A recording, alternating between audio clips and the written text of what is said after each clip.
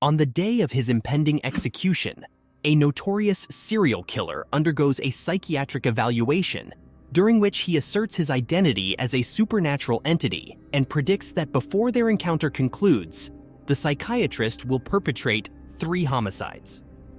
Welcome to Movie Recap World today. We'll take a look at the movie Nefarious, released in 2023. If you're ready, let's begin.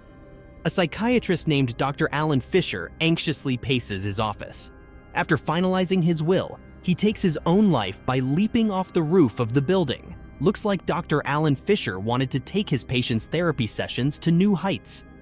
In a somber state penitentiary, Dr. James Martin, a compassionate psychiatrist and the esteemed protege of Fisher, stepped through the cold, imposing gates to conduct a profound interview. His heart trembled as he prepared to face the depths of darkness embodied by the notorious serial killer and death row inmate, Edward. Overwhelmed by the weight of his mentor's legacy, Martin felt a surge of emotions threatening to consume him. Before the fateful encounter, Martin sought solace in a conversation with Warden Tom Moss, whose tired eyes held untold stories of sorrow and regret. Moss, burdened with the knowledge of Fisher's tragic demise, disclosed the haunting truth. Fisher had been evaluating Edward before succumbing to the anguish within his own soul. The revelations only served to deepen Martin's anguish, knowing he now carried the responsibility of determining Edward's fate. Edward, a tortured soul destined for an agonizing execution, had chosen electrocution as his method of departure from this world. The echoes of his haunting decision reverberated through Martin's mind, the weight of imminent tragedy pressing upon his heart. Time had become a merciless specter, counting down the hours until Edward's ultimate reckoning. Martin encounters Edward, who exudes confidence and possesses an unsettling amount of knowledge about Martin himself. Edward insists that he is not a human, but rather a demon named NEFARIOUS inhabiting Edward's body. Martin is skeptical of NEFARIOUS's claims, suspecting that Edward is feigning insanity. However, Martin is taken aback when NEFARIOUS asserts that he wants to be executed, or more specifically, that he wants Edward to be executed. NEFARIOUS further predicts that Martin will commit 3 murders before the day is over. Martin, an atheist, dismisses NEFARIOUS's assertions, which irritates the demon. NEFARIOUS mocks Martin as a pompous sack of flesh, believing that Martin's disbelief in demons is the only reason he feels secure. Martin plays along and inquires how NEFARIOUS came to possess Edward.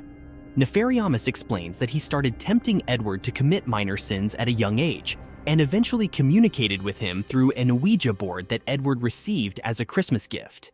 NEFARIOUS gained control over Edward's body only after Edward willingly consented to the possession on multiple occasions. To confront the demon within Edward, Martin brings in a chaplain, but NEFARIOUS remains unfazed as the priest doesn't believe in demons, rendering him powerless. Martin then requests to speak with Edward, causing NEFARIOUS to retreat and reveal a timid, childlike version of Edward, who is profoundly disturbed and traumatized by the possession. Edward insists that he is possessed and that the demon has committed multiple murders using his innocent body as a vessel. When Martin probes further, NEFARIOUS resurfaces and asserts that Martin murdered his own mother.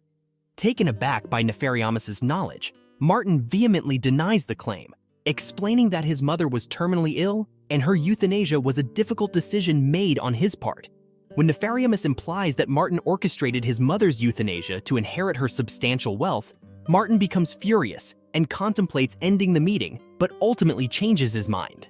NEFARIOUS reveals that he has been mentally manipulating Martin for a specific purpose, and he pushed Stuart, a patient, to take his own life to facilitate Martin's selection for a particular task.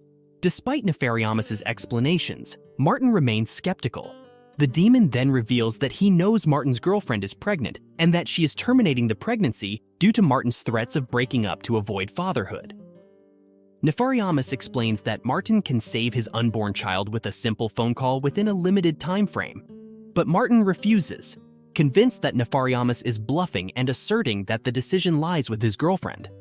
Nevertheless, consumed by curiosity, Martin pleads with a compassionate prison guard for access to a phone, which he uses to call the women's health clinic.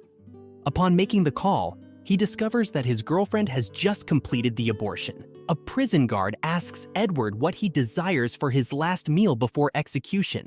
Edward provides detailed instructions for a simple burger, fries, and milkshake. However, Nefarious takes over and commands the guard to cancel the order. Martin becomes intrigued by Nefarious's revelations. Nefarious shares his perspective on the war in heaven, explaining that the demons rebelled to avoid eternal servitude and have thrived in the mortal world. He chose death by electric chair as a torturous farewell gift before Edward's soul is condemned to eternal torment in hell. Martin argues that the world is progressing morally, granting various rights and freedoms. Nefarious scoffs, revealing the hidden truth behind these so-called freedoms, including a decline in education and the covert management of slavery and sex trafficking by the elite, aided by demons. Martin begins to pity Edward Nefarious, considering him insane, but Nefarious demands Martin to retract his judgment. Martin is genuinely confused about the true identity of Nefarious until Edward momentarily breaks free, pleading for Martin's assistance. However, Nefarious regains control and punishes Edward by breaking his finger, only to reset it at Martin's insistence. Nefarious discloses his plan for Martin to write a book called The Dark Gospel, a satanic equivalent to the Bible that will establish a new world religion in servitude to demons. He also reveals the secret that more people are currently destined for hell than for heaven. Warden Moss interrupts, informing Martin that evidence of his life, along with the manuscript for The Dark Gospel, was discovered in Edward's cell. Moss urges Martin to condemn Edward, warning that his own safety is at stake. Martin, still convinced of Edward's deception, confronts Nefarious about the dossier and manuscript. In a desperate attempt to escape, Nefarious breaks his hand to free himself from one of the handcuffs, grabbing Martin and threatening to snap his neck. Filled with terror, Martin pleads for his life, and Nefarious relents. Guards intervene and subdue Nefarious, while Martin, in the heat of the moment, declares Edward to be sane, unknowingly sealing his fate. With his head shaved, Edward is led to the electric chair. Martin sits uneasily with the families of Nefarious's victims, unsure if he made the right decision. He recalls Nefarious's prophecy of the 3 murders, which he deduces to be his mother, his son, and now Edward. Before the execution, Edward implores Martin to tell the truth about the demonic possession, but Martin remains uncertain. Just before the switch is pulled, Nefarious seizes control of Edward's body for the final time, asking Martin if he accepts his offer. Martin silently refuses, disappointing Nefarious, who quotes, "Mene tekel upharsin." You have been weighed in the balance and found wanting before departing Edward's body. Edward suffers a painful and horrific death in the electric chair. The demon then possesses Martin, who, under Nefarious's influence, seizes the detective's gun and holds the witnesses hostage. In a moment of desperation, Martin prays to God for help, and the gun misfires. Nefarious releases his grip on Martin, causing him to faint into the arms of the guards. 1 year later, a visibly transformed Martin promotes Nefarious's book, not as a dark gospel, but as a rewritten cautionary tale to expose the demonic influence in society. Although he still claims to be an atheist, Martin acknowledges significant personal changes. On his way home, he encounters a homeless woman rummaging through a dumpster. Martin offers her money, and she accepts before speaking in Nefarious's voice. "Hello, James," implying that she is Nefarious's new host. Oh my god, that's very unexpected, isn't it?